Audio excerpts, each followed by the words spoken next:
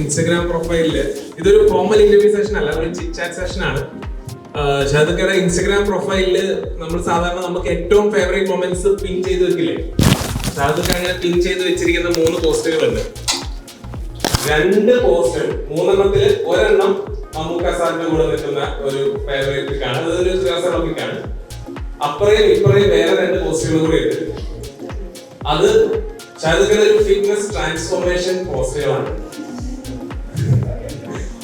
അപ്പൊ ഞാൻ അവിടെ സ്റ്റാർട്ട് ചെയ്യാൻ ഷാദുക്കയായിട്ട് സംസാരിക്കുമ്പോൾ ഹൗ വാസ് ദാറ്റ്, എന്തായിരുന്നു ആ journey? Because I couldn't believe, സത്യമായിട്ട് ഐ കുഡന്റ് ബിലീവ്. ഞാൻ ന്യൂ ഇയർ റെസൊല്യൂഷൻ ആയിട്ട് ഞാൻ ജിമ്മിൽ പോകാൻ തുടങ്ങിയിട്ടുള്ളൂ, പക്ഷെ ഐ കുഡന്റ് ബിലീവ് ലൈക്ക് ആ ഒരു transformation. What motivated you, what inspired you, how was that journey? എല്ലാവരും നോക്കി ഞാൻ കാണുന്ന expression. That was a good thing.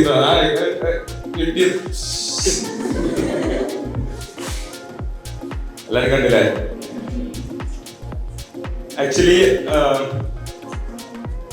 that was me back in 2013. 2013 ഞാൻ ഈ അടുത്തൊരു പോഡ്കാസ്റ്റ് ഒരു ഇന്റർവ്യൂവിൽ പറഞ്ഞിട്ടുണ്ടായിരുന്നു. I was 135 kg, which was the max hit.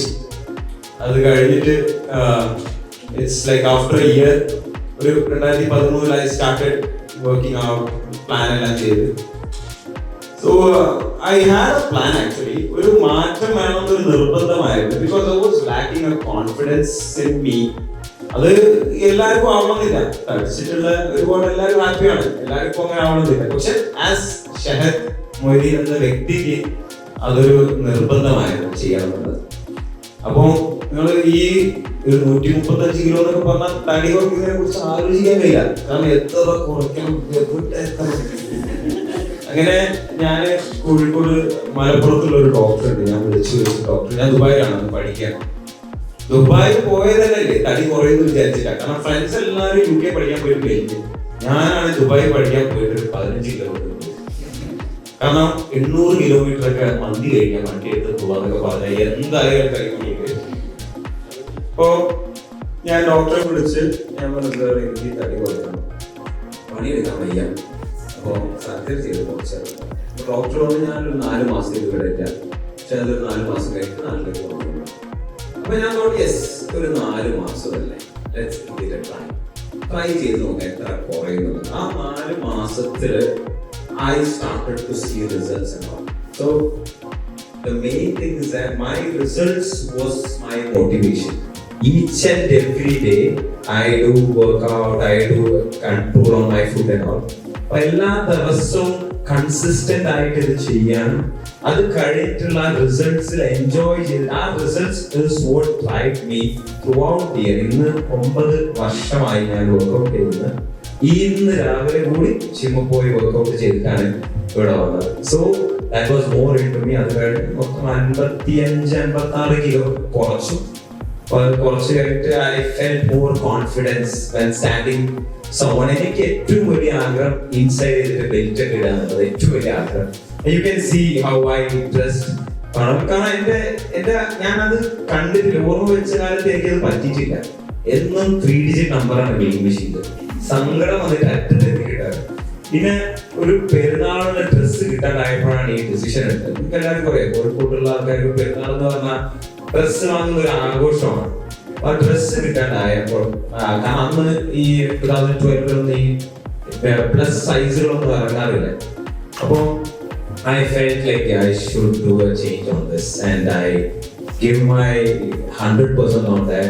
അതിൽ ആ ഒരു weight loss ആ ജേർണിയിലും still each and every day I do plan my things and all, being consistent, and just that was the thing which drove me. And now hopefully I have completed and achieved what I liked. Results are his motivation എന്നാണ് അല്ലേ? അതേപോലെ നമുക്ക് ഇപ്പൊ ACC നമുക്ക് പോയിരിക്കണോ, results are our motivation. Points ഞാൻ പുറത്ത് കൊടുക്കാറില്ല. നോട്ട് ചെയ്ത് വെക്കണോ? ഇത് ഫൈനാൻസിന് അടുത്തായിട്ട് വരും, മറ്റേ 100% ഓഡിറ്റില് മോട്ടിവേഷൻ.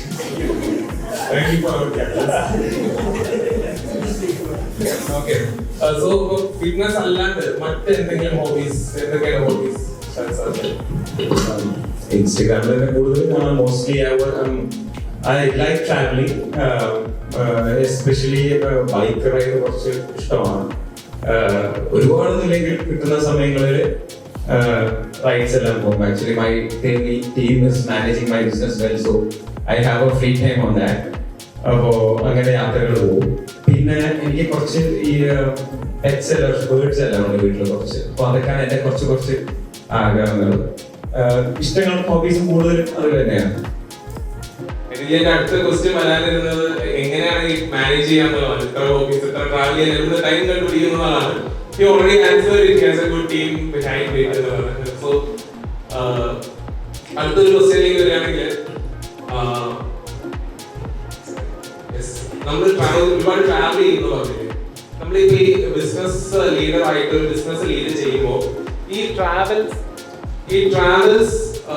ഈ ബിസിനസ് ലീഡർഷിപ്പ് റോളിൽ എന്തെങ്കിലും impact ഉണ്ടാക്കിയിട്ടുണ്ടോ? It is just like doing a business. അതായത് ഒരു ബിസിനസ്സുകാരന്റെ ജീവിതം എന്ന് പറയുന്നത് ഞാൻ എന്നെ സംബന്ധിച്ച് വളരെ പ്ലാൻ ചെയ്ത് ജീവിക്കുന്നതാണ്. എല്ലാ കാര്യത്തിനും കുറച്ച് എന്താ പറയുക, പോസിറ്റീവിന്റെ ചെറിയൊരു വശമുണ്ട്, കുറച്ച് മറ്റേ അത് കുറച്ചുണ്ട്. അപ്പോൾ I do plan my things like wherever I'm traveling, I make sure whoever the manager is in the office. And bike ride involved by helmet full audio support helmets എല്ലാം ഇട്ടിട്ട് I used to attend that calls. He used to call me അതിൽ പറ്റുന്ന urgent calls എല്ലാം I used to attend.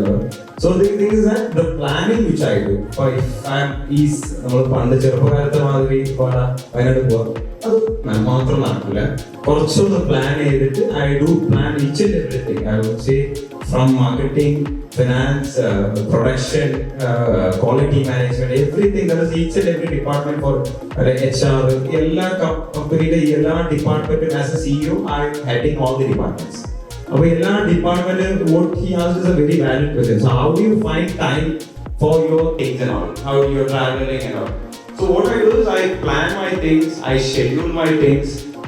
ഈ വർഷങ്ങളിൽ ഇപ്പോൾ നമുക്ക് എല്ലാവർക്കും അറിയാം, എല്ലാവരും ഗൂഗിൾ കാലണ്ടർ, അതുപോലെ തന്നെ ഗൂഗിൾ ഷീറ്റ്സ്, അങ്ങനെ സിസ്റ്റമാറ്റിക്കലി കൂടുതൽ കാര്യങ്ങൾ എല്ലാവരും നീങ്ങി.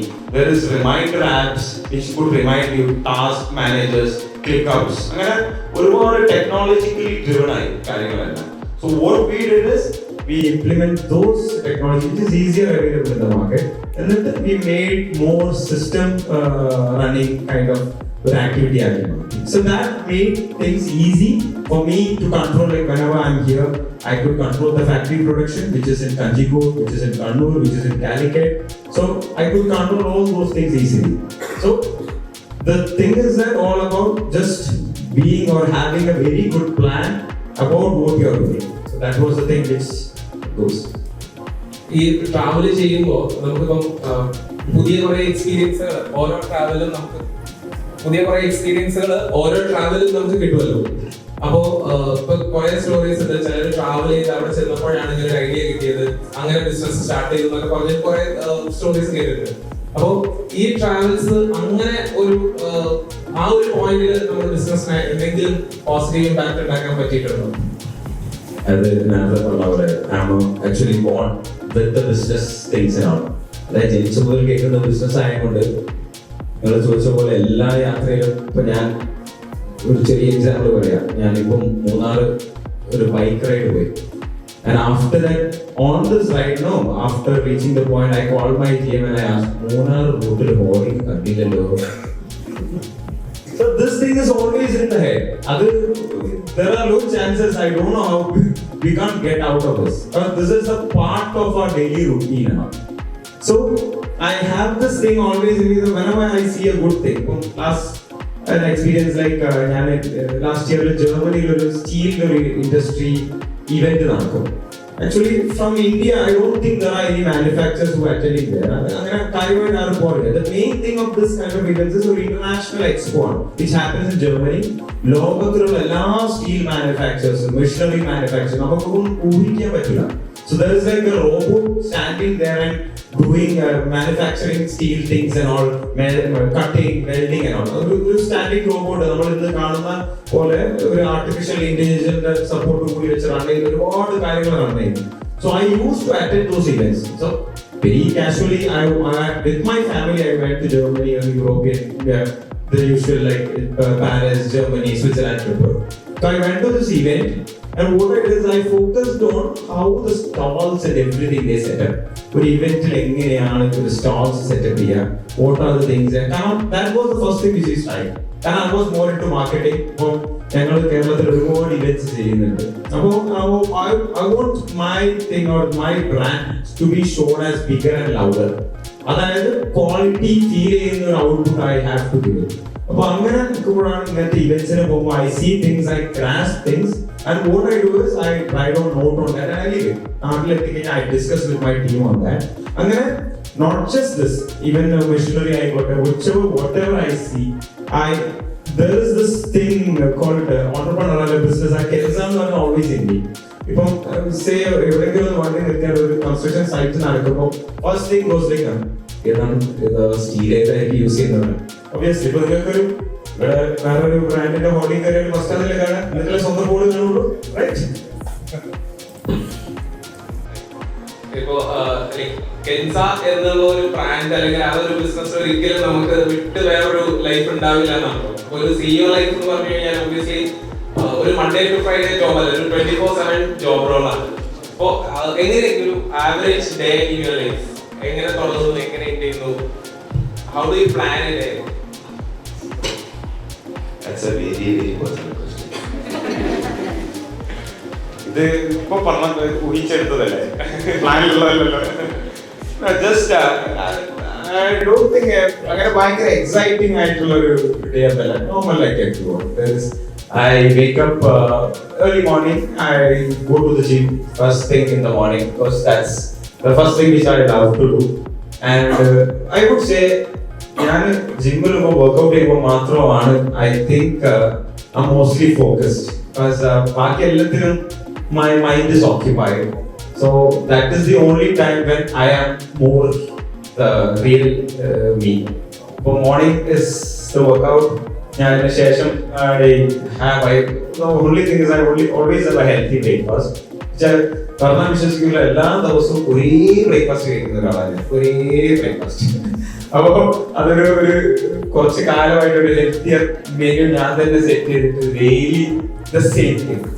ആൻഡ് ഓഫീസിൽ യൂഷ്വലി വീക്ക്ലി ട്വൈസ് പാലക്കാട് ഫാക്ടറിയിൽ പോകണം. But I will be in my office morning things and all the usual fighting with the managers, the production, everything goes on.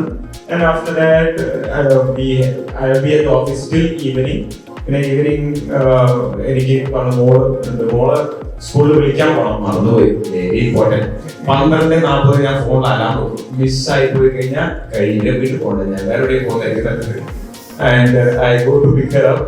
And അത് ആ പിക്ക് ചെയ്ത് ഡ്രോപ്പ് ചെയ്യുന്ന സമയം വരെ ഞാൻ ഫോൺ എടുക്കില്ല. കാരണം ഫോണ് സംസാരിക്കുമ്പോൾ she is like mostly watching what I am talking like. So what I do is I don't കൂടുതൽ മോളായിട്ട് ഇന്ററാക്ട് ചെയ്തിട്ട്. She's just 5 years next month. അപ്പോൾ ഈവനിങ് പിന്നെ ഫാമിലി വീടായിട്ടുണ്ടാവും. വീക്കെൻഡ്സ് ആകുമ്പോൾ മോസ്റ്റ്ലി ഫ്രണ്ട്സ് എല്ലാവരും കൂടി. കാലിക്കറ്റ് ഞാൻ കോഴിക്കോട് പ്രോപ്പർ കോഴിക്കോട്ടുകാരനാണ്. പിന്നെ കോഴിക്കോട് പോയിട്ട് വൈകുന്നേരം ചായ പക്ഷേക്കില്ല, നല്ല ചായയും കടികളൊക്കെ കഴിക്കാറുണ്ട്. കോഴിക്കോടുകാരില്ലേ കുറെ? അല്ല, എല്ലാവരും കോഴിക്കോടുകാരാണ്. ചായ കടികളൊക്കെ കഴിക്കാൻ പോകുക. Basic cliché happening in Calicut, nothing much. നമ്മൾ ഇവിടെ ഇരിക്കുന്നവരില് ACCA പഠിക്കുന്നവരില് either there gonna be some entrepreneurs someday. കുറെ പേര് ACCA പഠിക്കുന്നവരില് ഞാൻ ക്ലാസ്സിലൊക്കെ ചോദിക്കുമ്പോൾ I used to teach. അപ്പോൾ ക്ലാസ്സിൽ ചോദിക്കുന്ന സമയത്ത് ഒരു 30% 40% സ്വന്തമായിട്ട് എന്തെങ്കിലും ചെയ്യണം അല്ലെങ്കിൽ വീട്ടിലുള്ള ബിസിനസ് വലുതാക്കണം എന്ന് ആഗ്രഹിക്കുന്ന ഒരു പറ്റം ആൾക്കാരാണ്. ബാക്കിയുള്ളവർ ഏതെങ്കിലും ബിഗ് കോർപ്പറേറ്റ്സിൽ വർക്ക് ചെയ്യണം, ഒരു നല്ല പൊസിഷനിൽ എംപ്ലോയ്മെന്റ് കരിയർ ബിൽഡ് ചെയ്യണം എന്ന് ആഗ്രഹിക്കുന്നവരാണ്. അപ്പോൾ വർക്കിംഗ് ഫോർ ACCA പോലെ അല്ലെങ്കിൽ കൊമേഴ്സിൽ ഒരു നല്ല പ്രൊഫഷണൽ കോഴ്സ് കഴിഞ്ഞ് വരുമ്പോൾ ഏറ്റവും ടോപ്പ് ലെവലിലേക്ക്, ഇപ്പൊ ഫിനാൻസിന്റെ തന്നെ ഏറ്റവും ടോപ്പ് ലെവലിലേക്ക് വർക്ക് ചെയ്യാൻ, ബേസിക്കലി റിപ്പോർട്ടിംഗ് ടു സിഇഒ എന്നൊരു സ്റ്റേജിലേക്ക് എത്തേണ്ട ഒരു ഗ്രൂപ്പാണ് നമുക്കിവിടെ മുന്നിലിരിക്കുന്നത്. അപ്പോ ഇങ്ങനെ ഒരു കമ്മ്യൂണിറ്റിയിൽ നിന്നും എക്സ്പെക്ട് ചെയ്യുന്നത് എന്തായിരിക്കും? ആസ് എ സിഇഒ എന്തായിരിക്കും ഒരു ഇങ്ങനെ ഒരു കൊമേഴ്സ് പ്രൊഫഷണൽ കോഴ്സ് കഴിഞ്ഞ് ആ ഒരു ടോപ്പ് ലെവലിലേക്ക് എത്താൻ ആഗ്രഹിക്കുന്ന ആ ഒരു കമ്മ്യൂണിറ്റിയിൽ നിന്ന് എക്സ്പെക്ട് ചെയ്യുന്നത്? ഇന്നൊരു ജോബ് ഇന്റർവ്യൂ അല്ലെങ്കിൽ ജോലിക്ക് പോകുമ്പോൾ ഏറ്റവും ആദ്യം ചോദിക്കുന്ന കാര്യം എന്താ? അത് ചോദിക്കാം. പിന്നെ ചോദിക്കുന്ന ഒരു സ്ട്രോങ്, ഞാൻ നമ്മളൊക്കെ ചോദിക്കുന്ന എക്സ്പീരിയൻസ് അല്ലെ?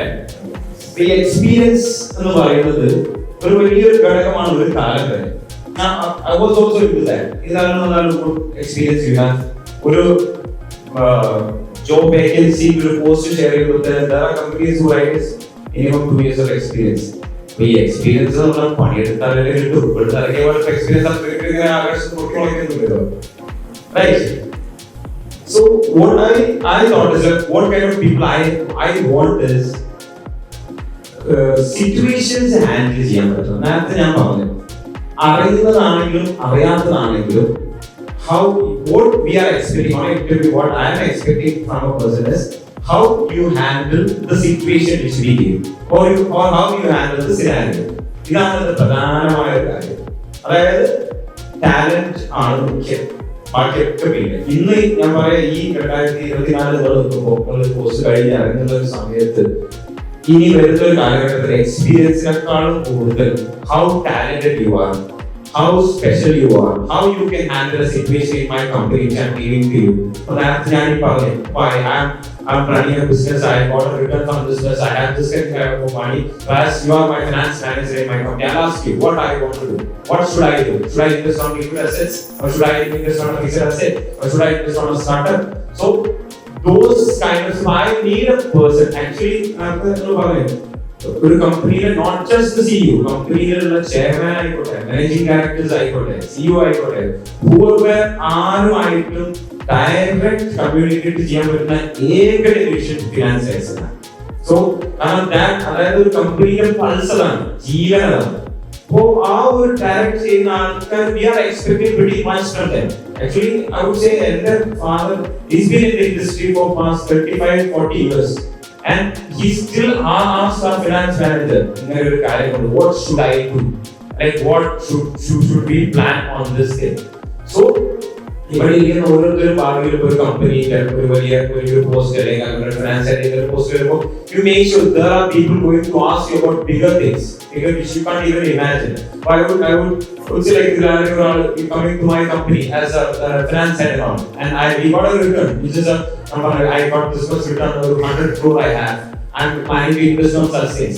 So what I'm expecting from the other person, I need an analysis on that. You guys are studying about the SWOT analysis, which basic school over here. So I need an analytic study on that. You have to plan, no, this is not good, sir. You can't do this. അങ്ങനെ പറയുന്ന ഒരാളാണ്, genuine ആയിട്ട് അങ്ങനെ പറയുന്ന ഒരാളാണ് ഇന്ന് ഏത് കമ്പനിയിൽ പോകുന്നത്. So you be genuine, like be real and polish on your talents, polish on your skills, polish on your communication skills. Each and everything matters there. You know the idea, you have the idea, but you're not communicating with the people around you. So it doesn't help you in any way. So make sure you grasp all the things and give your 100% out. Thank you. ഇപ്പോ like ആ ഒരു 70% അല്ലെങ്കിൽ corporate job aspire ചെയ്യുന്ന ഒരു 70% ഉള്ള ഒരു ഇതാണ് sir പറഞ്ഞത്. ബേസിക്കലി കമ്മ്യൂണിക്കേഷൻ സ്കിൽസ്, കാര്യങ്ങൾ ഇതെല്ലാം പോളിഷ്ഡ് ആയിട്ട് ട്രൂ ആയിട്ട് തന്നെ ജെന്യുവൻ ആയിട്ട് ടാലന്റ് ബിൽഡ് ചെയ്യാന്നുള്ളതാണ്. ഫോർ ദി അതർ 30% ഓൺട്രപ്രണേഴ്സ് ആകാൻ ആഗ്രഹിക്കുന്ന ഒരു അതർ 30% ഉണ്ട്. അപ്പൊ അവർക്ക് ഇത്തരം ഒരു ഫിനാൻസ് എഡ്യൂക്കേഷൻ എത്രത്തോളം റെലവന്റ് ആയിരിക്കും അവരുടെ ഒരു ഗ്രോത്ത്? അപ്പൊ ആദ്യം നമുക്ക് ഒരു എഡ്യൂക്കേഷൻ ഇൻസ്റ്റിറ്റ്യൂട്ട് അലയൻസ് പോലെ നമുക്ക് അതിനെ കുറിച്ച് ചർച്ച ചെയ്യാം. ഓൺട്രപ്രണർഷിപ്പില് നിങ്ങൾക്ക് ഏറ്റവും വലിയൊരു എക്സാമ്പിൾ ആണ് നിങ്ങൾ ഇന്ന് കാണുന്ന ഇപ്പം alliance from where they started and where they are now. So I don't think I would give a bigger example on this. It's not just this. I've seen a lot of other companies who have, I know the other brands or companies which are doing the same thing, and you can see it around. Pretty well, those companies are not doing. The market competition is very much high for Reliance because others are also doing good at this. So, not on this, just the education sector, you learn the entrepreneurial skills. Just make sure what you want to do. Right? Mostly group obviously എനിക്ക് ഇങ്ങനെയൊക്കെ ചെയ്യണമെന്നൊരു ആഗ്രഹമുണ്ട്, ഇങ്ങനെയൊന്ന് തുടങ്ങണമെന്ന് ആഗ്രഹമുണ്ട്. അതായത് might be an investment company, stock trading ആയിരിക്കാം, ഇപ്പം കളിക്കുന്നതൊക്കെയാണല്ലോ forex, those kind of things. അപ്പോൾ idea is good. Make sure you have good planning on the idea, you are working good on the idea. Obviously നിങ്ങൾ work ചെയ്യുന്ന ideas എല്ലാം how it will be connected to your the finance which you are doing here. So just make sure it's a good thing. Do research on that. Starting very important, I would say, do a very well research on that. Try to build a team. Because I always used to say that. And Reliance, you can see a good, strong team. It's like Akshay, Jishu, whenever a strong team, I would say that they are actually stronger together. We have an audience cancel caption on the body. We CSR campaign on the caption stronger together. So that's what I felt it Reliance also. So you guys try to build up a team, entrepreneurs and work on that plan you have. Obviously, world will be busy. Thank you. Sharad sir, father business take over ചെയ്യുന്നത് 2012 so 2012 take over ചെയ്യുന്ന സമയത്ത് ഉണ്ടായിരുന്ന ആ ഒരു കെൻസ അല്ല ഇന്ന് നമ്മൾ 2024 കാണുന്ന കെൻസ. സോ ആ ജോയിൻ ചെയ്യുന്ന സമയത്ത് നിന്ന് ഒരുപാട് സ്കെയിൽ ചെയ്തിട്ടുണ്ട്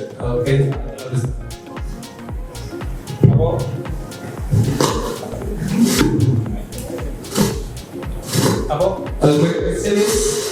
my question is was this growth expected? അതായത് അന്ന് ജോയിൻ ചെയ്യുന്ന ടൈമില് ഈ ഒരു ആഫ്റ്റർ 10 years ആഫ്റ്റർ 12 years ഈ ഒരു സ്റ്റേജിൽ എത്തും എന്നുള്ളത് അന്ന് പ്ലാനിലുണ്ട്, അന്ന് എക്സ്പെക്ട് ചെയ്തിരുന്നു? 100% എന്തായാലും ഒരു പ്ലാൻ ഉണ്ടാവുമല്ലോ. I have A strong plan. ഞാൻ വളരെ പ്ലാനിങ്ങിനോട് കൂടി എന്റെ ഇപ്പം കൂടുതൽ എല്ലാവർക്കും അറിയാം അത്രയും മാർക്ക് ചെയ്ത് പ്ലാൻ ചെയ്ത് പോകുന്നതാണ്. What he asked is a very valid question. 2012 when I joined, I know like what I have to achieve in 2015. 2020 എന്തായിരിക്കും 25 എന്താവണം എന്നുള്ള ഒരു പെർഫെക്റ്റ് പ്ലാനിങ്ങിൽ പോകുന്നതാണ്. So the thing is that planning മാത്രം കൊണ്ട് I won't say nothing will happen. A strong execution, അല്ലെങ്കിൽ the plans should work. You have to execute the plans. So that's how things happen. ഞാൻ ഇറങ്ങി വന്ന കാലത്ത് we were planning for a production of this much quantity, targeting the 7 districts in Kerala, and I have to do this much of sales. We are expecting this much revenue on this. So after this, we'll plan the next stage on that. So it was I would say we were fast in the industry, but the gradual process made us stronger. And our plan still actually, I won't say I have done or I have achieved it. Hopefully, we are planning to cover all the South Kerala in the coming years. Well, our planning process was very strong, which I would say നിങ്ങൾ ഇവിടെ ഇരിക്കുന്ന ഓരോരുത്തരും എന്തും തുടങ്ങുകയാണെങ്കിൽ ഒരു perfect planning അല്ലെങ്കിൽ perfect idea ഇന്ന് നിങ്ങൾക്ക് ഈസിയാണ്. ഗൂഗിളിൽ ഒരുപാട് കാര്യങ്ങൾ, ഈവൻ ChatGPT വരെ ഉത്തരം തരും. പ്രൊഫസർമാർ തരുന്നേക്കാൾ കൂടുതൽ തരുമോ ChatGPT? അപ്പോ ആ ഒരു ടെക്നോളജിക്കലി അഡ്വാൻസ് ആയ കാര്യം try to make use of each and everything. Even I would say ഞാൻ ഒരു കാര്യം പറയാം, I would just make a presentation just for me to see that. അതായത് ഞാൻ ഒരു പ്ലാനും ഐഡിയ ഉണ്ടെങ്കിൽ what we did is I make a presentation and I just watch it and I think, yeah, this is good, okay, that is good, and I like try to convince me first. And I convince it, this plan is good, you have to go with this plan. And I convince it and much board of directors that present. So, as I had a specific plan throughout the years, and I hope like they're still going through that, and hopefully by 2030 you can see Shah Rukh Khan enter series.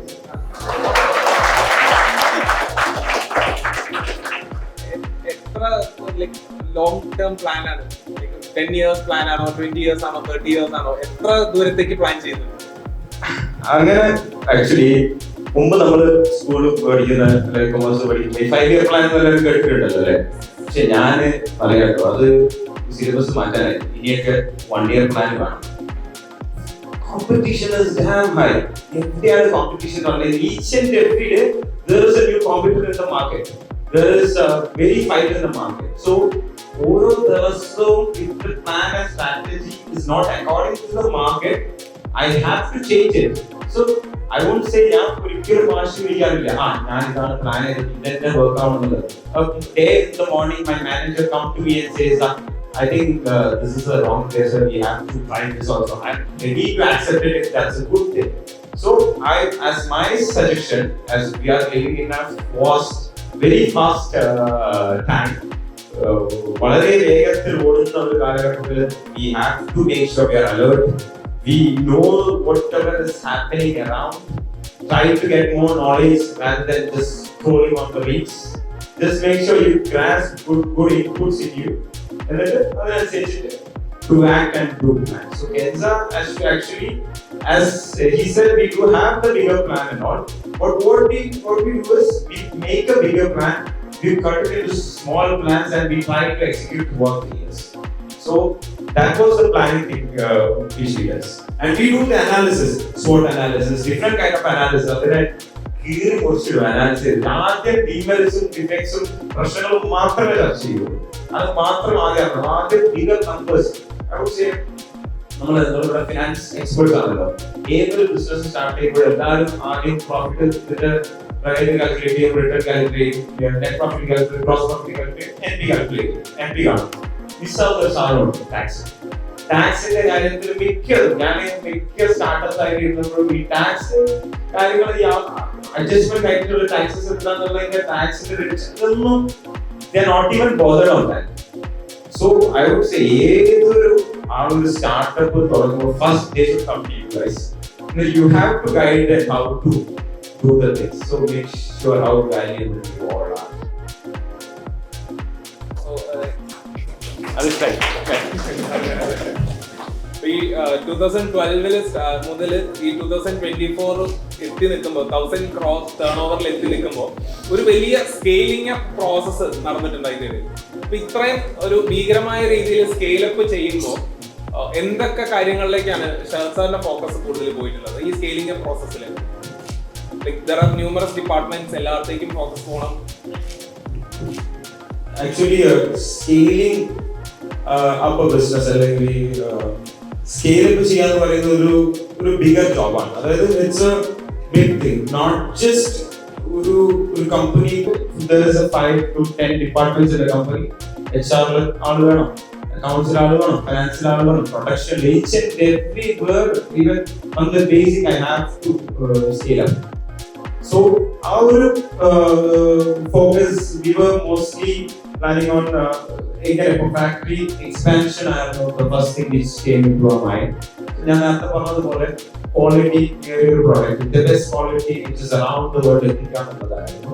So first thing comes the financial side. Now as a family business ആണെങ്കിൽ we needed a support, financial support. So we approached the banks. From banks we discussed with the bank, we presented our project, we get support from the bank, we invested on the machineries and like like machineries and then there are different kinds of long-term options and all. We try to plan which is best according to our revenue. എങ്ങനെയാണ് കമ്പനിയുടെ വരവിനനുസരിച്ച് we invest whichever is good on the banking side, we invested on that. Other which the assets or the other liquid cash we have, we invested on the other expansion things. So our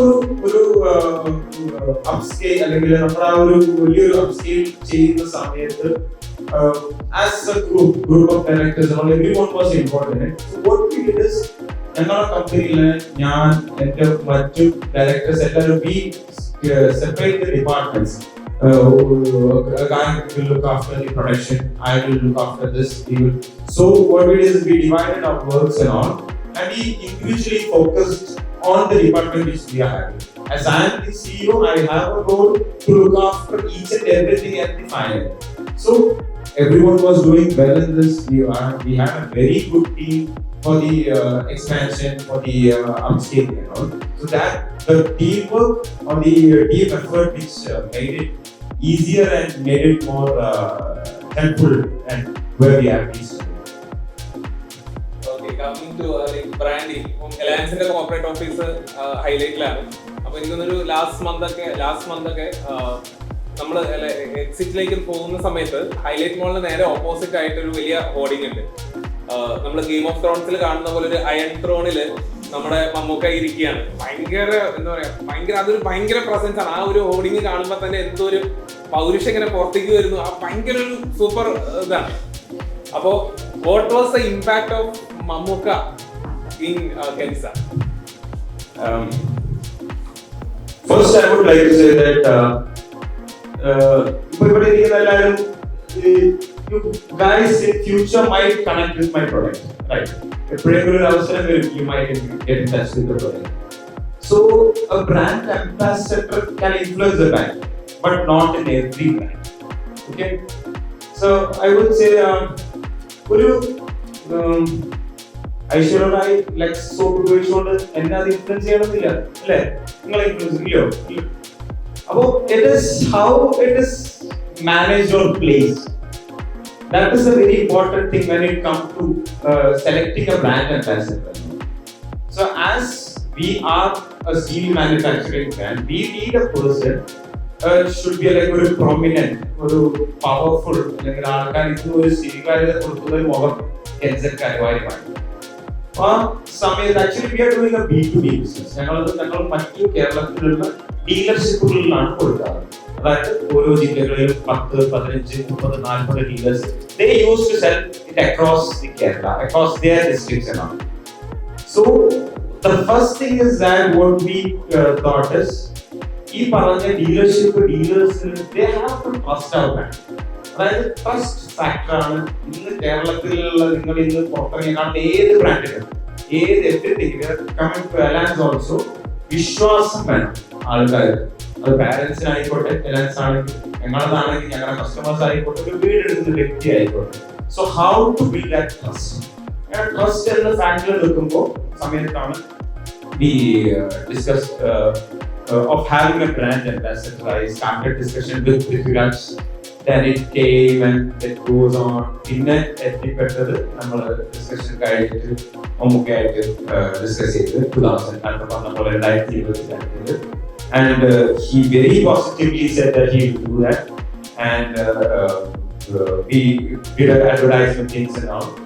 And the proud moment for me was in 2022 July.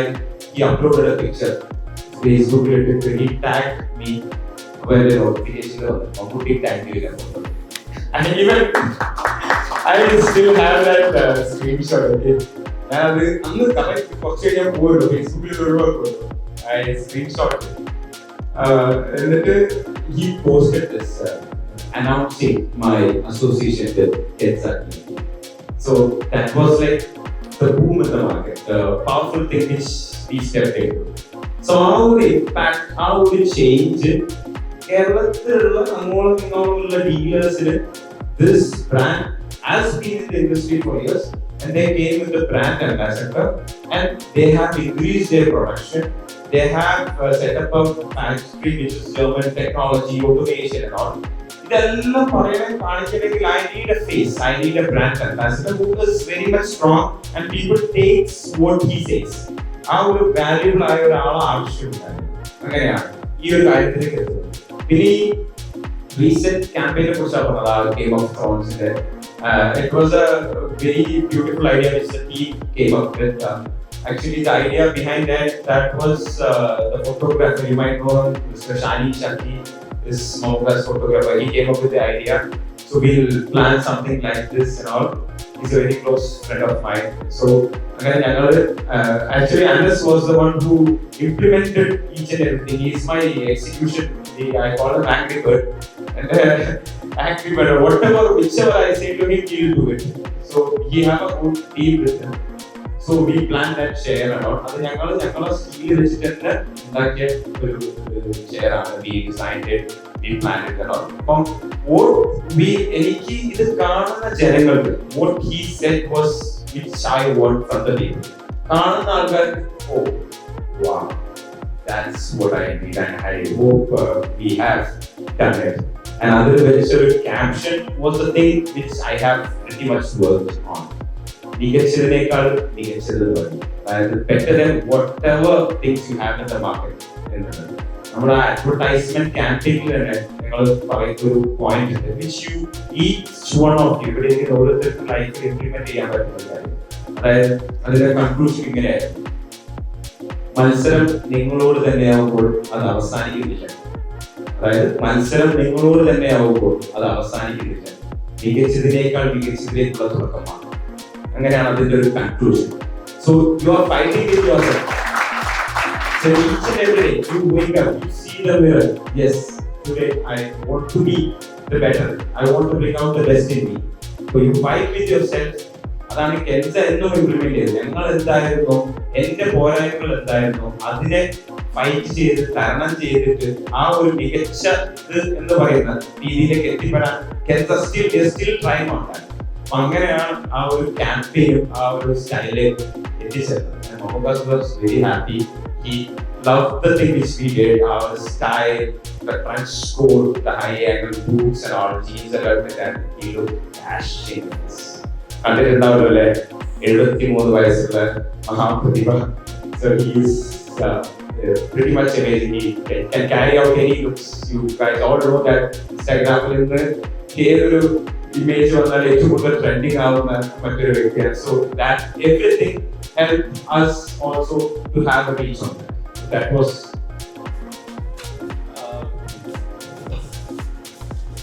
ഈ business take over ചെയ്യുന്നതിന് മുമ്പ് ലൈഫിനെ പറ്റിയോ അല്ലെങ്കിൽ ബിസിനസിനെ പറ്റിയോ ഒക്കെ നമുക്ക് ഉണ്ടാകുന്ന ഓരോ തോട്ട്സ് ഉണ്ടാവുമല്ലോ. അപ്പോ അതില് after taking over this business എന്തെങ്കിലും ഒരു പണ്ട് ഞാൻ അങ്ങനെയായിരുന്നു വിചാരിച്ചിരുന്നത്, പക്ഷെ ശരിക്കും ഇത് അങ്ങനെയല്ല. കയറി കഴിയുമ്പോൾ മനസ്സിലായി അങ്ങനെ ലൈഫിനെ പറ്റിയോ അല്ലെങ്കിൽ ബിസിനസിനെ പറ്റിയോ ഉണ്ടായിരുന്ന ഒരു ധാരണ തെറ്റായിരുന്നു എന്ന് തോന്നി. അങ്ങനെ എന്തെങ്കിലും ഒരു കാര്യമുണ്ടോ? അതില് നേരത്തെ പറഞ്ഞ പോയിന്റിലാണ് കൂടിയിരിക്കുന്നത്. അതായത് ഒരു തെറ്റായ ധാരണ ഉണ്ടായിരുന്നു, എല്ലാം എന്നെ കൊണ്ട് ചെയ്യാൻ പറ്റുന്നത്, എനിക്ക് ഇതൊക്കെ ഞാൻ വിചാരിച്ച നടക്കുന്നുള്ളൂ. അത് എനിക്കുള്ളത് പോലെ തന്നെ ഇനീഷ്യലി എന്റെ കൂടെ വന്ന എന്റെ ടീമിനുണ്ടായിരുന്നു. ഇത് ഞാൻ മതി. എസ്പെഷ്യലി അത് വളരെയധികം ഉണ്ടായിരുന്നു. ആൾക്കാർ റിക്രൂട്ട് ഒന്നും ചെയ്യുന്നുണ്ടായിരുന്നു. സോ അതൊരു തെറ്റായ ധാരണയായിരുന്നു. We need experts or special people who have focused on this or did very much good on that or did masters on that. ആ ഒരു എഡ്യൂക്കേഷനലി ക്വാളിഫൈഡ് ആയ സ്കിൽഡ് ആയ ആൾക്കാർ ആവശ്യം വളരെ നിർബന്ധമാണ്. So what we did is we invested on people. We invested on good ideas. We invested on good plans and all. So that was the thing. I planned തെറ്റായെന്ന് തുടക്കത്തിൽ എനിക്ക് തോന്നിയ ഒരു കാര്യമുണ്ടായിരുന്നു. അങ്ങനെ നല്ലൊരു ടീമിനെ ബിൽഡ് ചെയ്ത് good man power and then we try to അത് പറ്റിയ തെറ്റിനെ അക്സെപ്റ്റ് ചെയ്താൽ ശരിയാണ്, തെറ്റ് പറ്റി. Now I have to polish it. I have to make sure it's clean from the next time. അങ്ങനെ പോളിഷ് ചെയ്തെടുത്തതാണ്. ഇപ്പോ വേറൊരു കാര്യം ഞാൻ ശ്രദ്ധിച്ചത് വന്നപ്പം കയ്യിലൊരു പുസ്തകം ഉണ്ടായിരുന്നില്ല, ഡു ഇറ്റ് ഷീറ്റ് എന്ന് പറഞ്ഞിട്ട്. ഞാൻ ഒരുവിധ ഇൻസ്റ്റാഗ്രാമിലൊക്കെ നോക്കിയാലും ഒരുവിധ എല്ലാ സിഇഒസും അല്ലെങ്കിൽ ഫൗണ്ടേഴ്സും ഇതേപോലത്തെ കുറെ സെൽഫ് ഹെൽപ്പ് ബുക്സ് ഒക്കെ വായിക്കുന്ന ആൾക്കാരാണ്. ബിൽ ഗേറ്റ്സ് ആണെങ്കിലും എലോൺ മസ്ക് ആണെങ്കിലും മാർക്ക് സക്കർബർഗ് ആണെങ്കിലും ജിഷ്ണു പീരി ആണെങ്കിലും. അപ്പോ അത് എന്ന് സ്റ്റാർട്ട് ചെയ്തതാണ്, അത് എത്രത്തോളം നമ്മുടെ ലൈഫിൽ ഇമ്പാക്ട് കൊണ്ടുവരുന്നുണ്ട്? ഞാന് വായന വളരെ കുറവുള്ള ഒരാളാണ്. എനിക്ക് വായിക്കാൻ വളരെ മടിയാണ്. ഒരു സമയത്ത്, അതായത് ഇമ്പോർട്ടൻസ് നമുക്ക് എന്നാണോ അതിന്റെ ആവശ്യം തോന്നണം, അപ്പോഴാണല്ലോ നമ്മൾ ഇതെല്ലാം ചെയ്യുക. എന്തോ അങ്ങനെയാണ് നമ്മുടെ ജീവിതത്തിൽ. എനിക്കിതൊരു ആവശ്യമാണെങ്കിൽ ഞാനിത് ചെയ്യാം, അത്രേ ഉള്ളൂ. അല്ലെങ്കിൽ പിന്നെ ഇഷ്ടം വേണം, അങ്ങനെ ഒരു കാര്യത്തിനോട് വായനയോട് ഇഷ്ടം വേണം. എനിക്ക് ഞാൻ എന്റെ ആവശ്യം കൊണ്ട് മാത്രം ബുക്ക് വായിക്കുന്ന ഒരാളാണ്.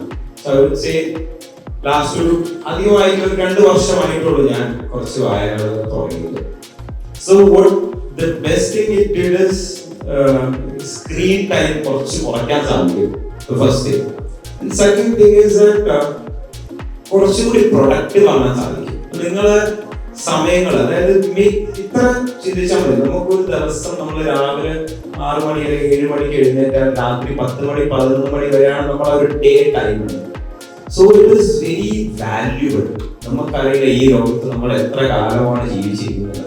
നിങ്ങൾ ഇത്രയൊരു തോട്ട് വെച്ചാൽ മതി. ഈ ഉള്ള സമയം how are we going to make it productive and precious. ആ ഒരു സമയം എത്രത്തോളം ഉപയോഗിക്കുന്നു എന്നുള്ളതാണ്. അങ്ങനെ ഒരു വായന ചെറിയ രീതിയിൽ തുടങ്ങി. വാട്ട് ഇറ്റ് ഹെൽപ്പ് ഈസ് പല വേദികളിൽ ഇങ്ങനെ പോയി സംസാരിക്കുമ്പോൾ ആക്ച്വലി ചില പേജുകളിലൊക്കെ വായിക്കുമ്പോൾ വി കുഡ് സീ ourselves. എനിക്ക് എന്നെ തന്നെ കാണാൻ വരാം. I did this, or I am going through this. This can be implemented somewhere, or this can be part of my life. അപ്പൊ ആ രീതിയിൽ എനിക്ക് ഒരുപാട് ഇൻപുട്സ് കിട്ടിയതാണ് കുറെ ബുക്സ്. ഞാൻ കുറച്ച് മുമ്പ് തുടങ്ങിയതായിരുന്നു. നിങ്ങൾ ഇവിടെയുള്ള എല്ലാവരും ഒന്ന് ട്രൈ ചെയ്യാൻ. ഒരു not just this, any books you discuss with your friends or family who is into reading. എന്നിട്ട് എന്തെങ്കിലും ഒരു ബുക്ക് ട്രൈ ചെയ്ത് എനിക്ക് 5 പേജ് വായിച്ചാൽ ഉറക്കം വരികയാണ്. അങ്ങനെ കഷ്ടപ്പെട്ട് പോകുന്നതൊന്ന് നീക്കി കൊണ്ടുവരാൻ ഞാൻ കഴിയുന്നതും. ഇപ്പൊ എന്റെ ഓഫീസിൽ വന്നാൽ ഇങ്ങനെ ബുക്സ് കൂടി വരുന്നുണ്ട്. അപ്പൊ വരുന്ന ആൾക്കാർക്ക് എന്റെ ഫ്രണ്ട്സ് വന്നാലും കളിയാക്കും, ബുക്കൊക്കെ കാണുമ്പോൾ ബുക്കൊക്കെ വായിക്കുന്നതൊക്കെ. അപ്പൊ ഞാൻ ഇതുവരെ ഞാനൊരു ബുക്ക് വായിക്കുന്ന ഒരു സ്റ്റോറി ഇട്ടത്. So it has helped me to improve the productivity in me, trying to focus on more language, communication skills and all. Oh, communication skill in ഒരുപാട് help ചെയ്തു book reading. There are certain books where you couldn't understand the what you call ചില words എല്ലാം. എനിക്കൊക്കെ ചിലത് വായിക്കുമ്പോൾ ഞാൻ പഠിച്ചത് Australian യൂണിവേഴ്സിറ്റിയാണ്. ചില ബുക്കിലുള്ള വേർഡ് കാണിക്കുമ്പോൾ ഞാൻ ഇത് ആദ്യമായിട്ട് കേൾക്കുന്ന പോലെ ഗൂഗിൾ ചെയ്ത് എന്താണ് ഇതിന്റെ അർത്ഥം. അങ്ങനെ കുറെ വേർഡ്സ് എല്ലാം നമുക്ക് പഠിക്കും. You could implement it somewhere in your life. So reading a book is pretty good. Try at least ഒന്ന് വാങ്ങിയിട്ട് സ്റ്റാർട്ട് ചെയ്ത് നോക്കും.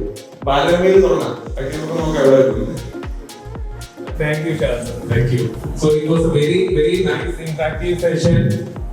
എന്താ പറയാ, ഷാദ് സാറിന്റെ അടുത്ത് എനിക്ക് വിഷ് ചെയ്യാനുള്ളത് സാറിന്റെ പ്ലാൻ പോലെ, സാറിന്റെ എക്സ്പെക്ടേഷൻ പോലെ let it be a global brand. Kensa become a global brand എന്ന് ഞാൻ വിഷ് ചെയ്യുന്നു. And thank you for your time.